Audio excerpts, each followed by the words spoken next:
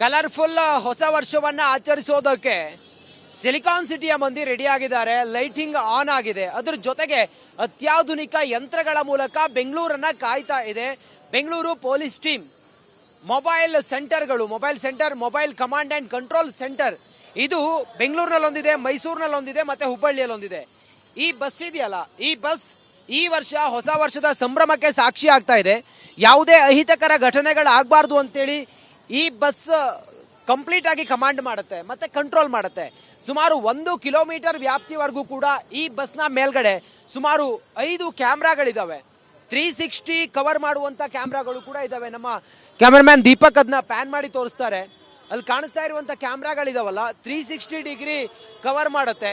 ಅದರ ಜೊತೆಗೆ ಯಾವುದೇ ಮೂಲೆಯಲ್ಲೂ ಕೂಡ ಸುಮಾರು 1 ಕಿಲೋಮೀಟರ್ 1.5 ಕಿಲೋಮೀಟರ್ ವ್ಯಾಪ್ತಿಯ ಒಳಗಡೆ ಏನಾದ್ರೂ ಸಣ್ಣ ಪುಟ್ಟ ಘಟನೆಗಳಾದ್ರೂ ಕೂಡ ಈ ಕ್ಯಾಮ್ರಾದಲ್ಲಿ ಸೆರೆಯಾಗುತ್ತೆ.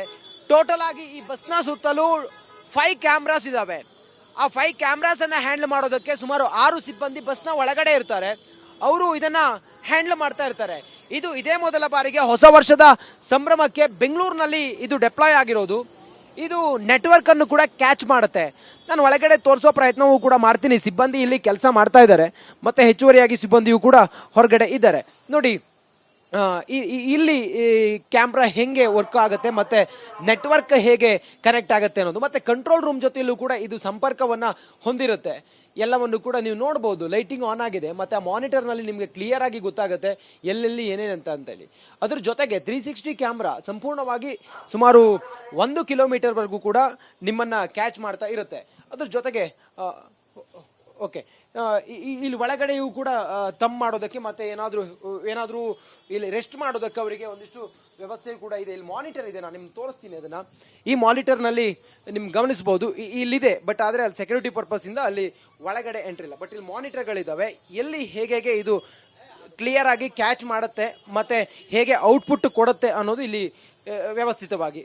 ಮತ್ತೆ ಫಸ್ಟ್ ಏಡ್ ಬಾಕ್ಸ್ ಏನಾದ್ರೆ ಹೆಚ್ಚು ಕಮ್ಮಿ ಆದ್ರೆ ಇದೆಲ್ಲವೂ ಕೂಡ ಇವತ್ತಿನ ಈ ಹೊಸ ವರ್ಷದ ಸಂಭ್ರಮಕ್ಕೆ ಯಾವುದೇ ಘಟನೆಗಳಿಗೆ ಸಾಕ್ಷಿ ಆಗಬಾರದು.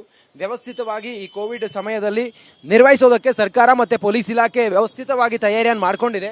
ಆ ನಿಟ್ಟಿನಲ್ಲಿ ಬೆಂಗಳೂರು ಸಿಟಿ ಪೊಲೀಸು ಈ ಒಂದು ಬಸ್ ಇದೆಯಲ್ಲ, mobile command and control centre, ಈ ಬಸ್ನಲ್ಲಿ ಇದು ಆಪರೇಷನ್ ಆಗುತ್ತೆ.